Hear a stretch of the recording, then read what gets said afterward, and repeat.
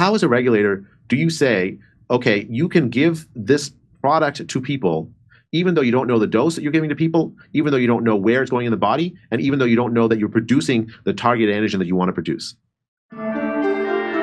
So here, here's what's kind of perplexing. Here's Dr. Jay Bhattacharya, who's now the head of the NIH, and here's what he has to say about COVID vaccines, the mRNA platform.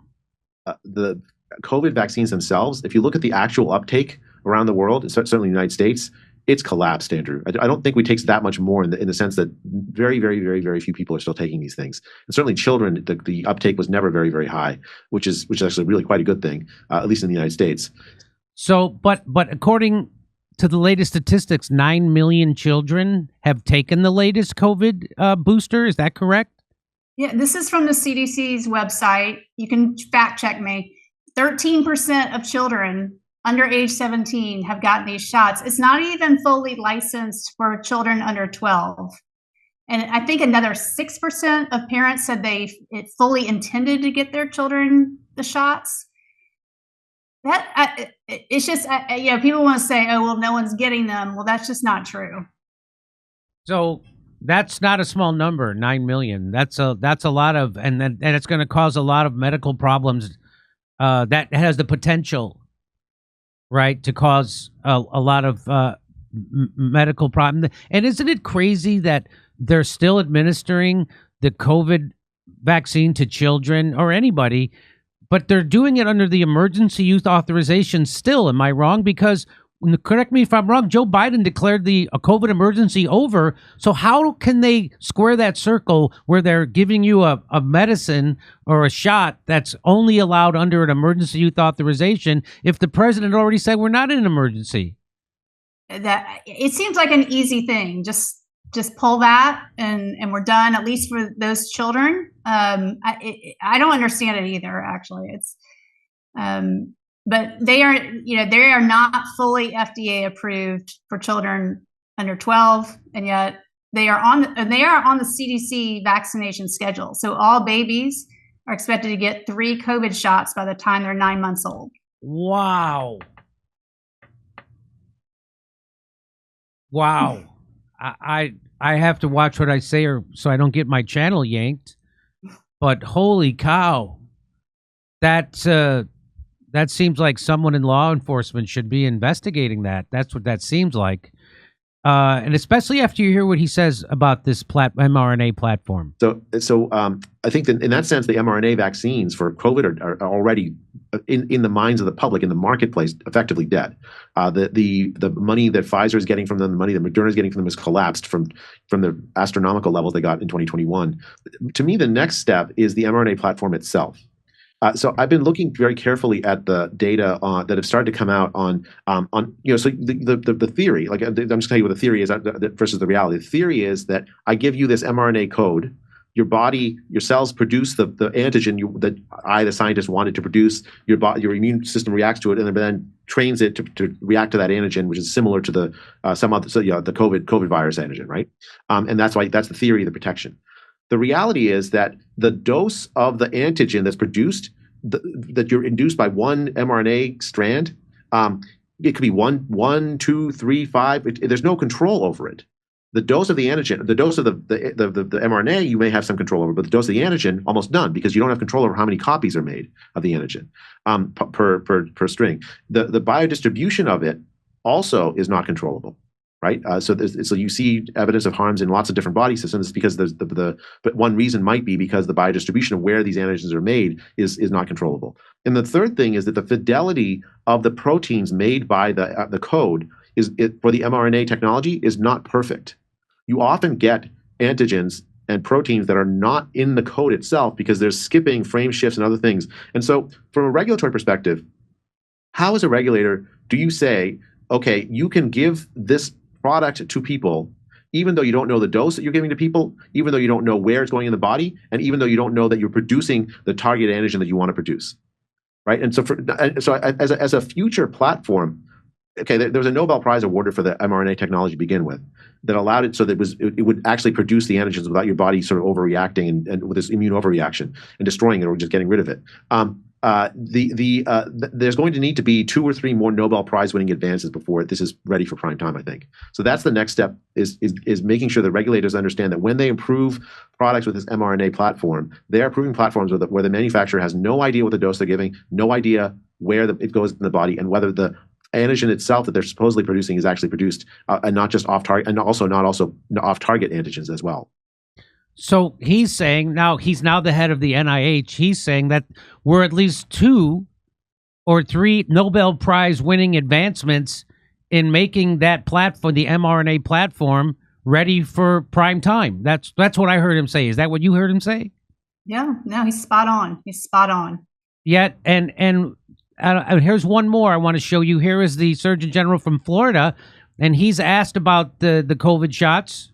A tangible benefit for jabbing these young kids with mRNA shots? There's not been not one single randomized clinical trial that has demonstrated any benefit for young people with this jab.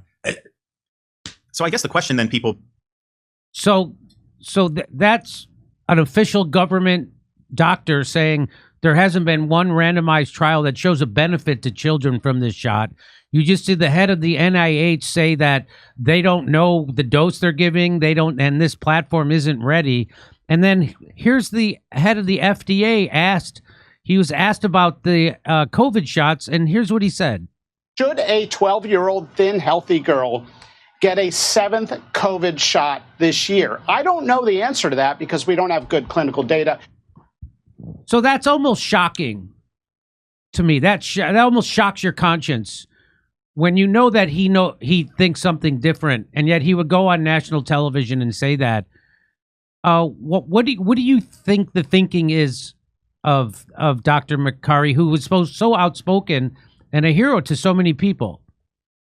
Well, I don't know. I've never had a conversation with him, but on X in 2023, he posted that pregnant women, he advises his pregnant women to get the COVID shot. So he may actually believe what he just said. I don't know. So, wow. So, well, here's what Dr. Brett Weinstein here's what Brett Weinstein thinks about this. Just ask you a question, and I want you to explain it because it's been completely buried. But are there no cabinet secretaries who could act independently? Because there is a cabinet secretary, I think, has purview over this. So they're talking about pulling the COVID shots, and what's the holdup? Well, you're surely talking about Bobby Kennedy, yeah.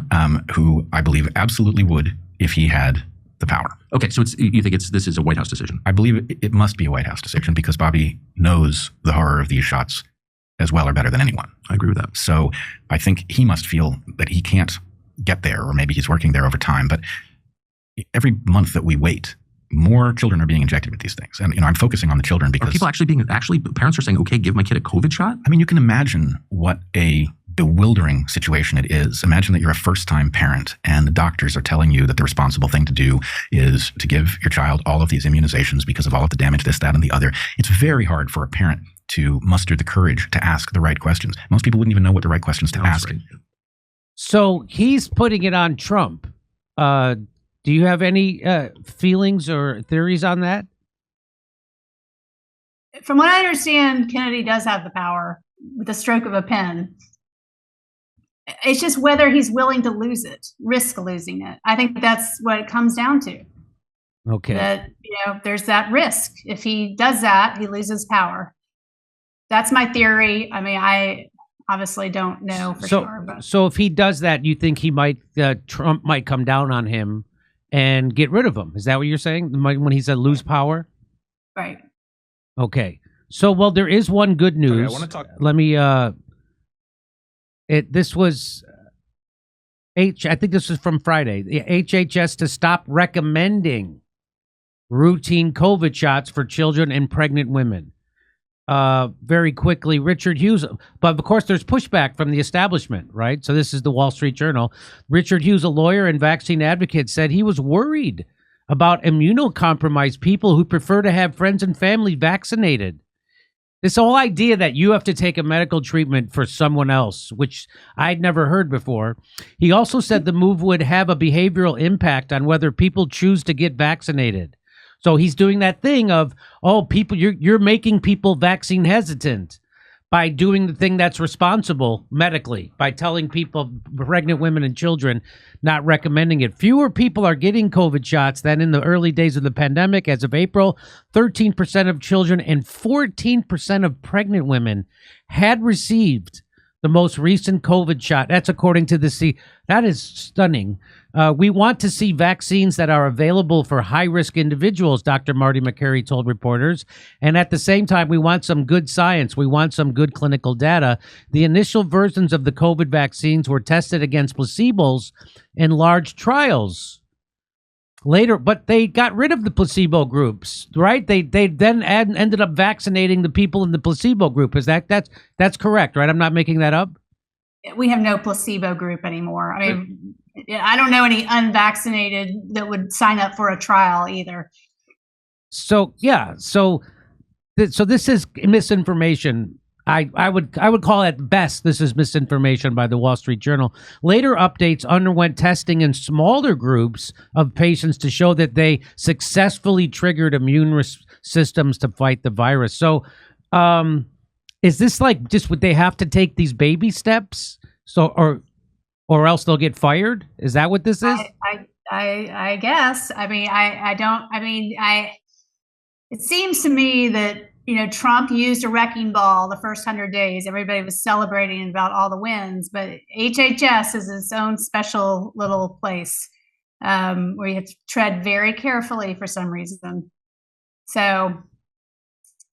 I don't know. And I'd also like to point out that we have not heard anybody from HHS say that they're going to stop recommending routine COVID shots for children.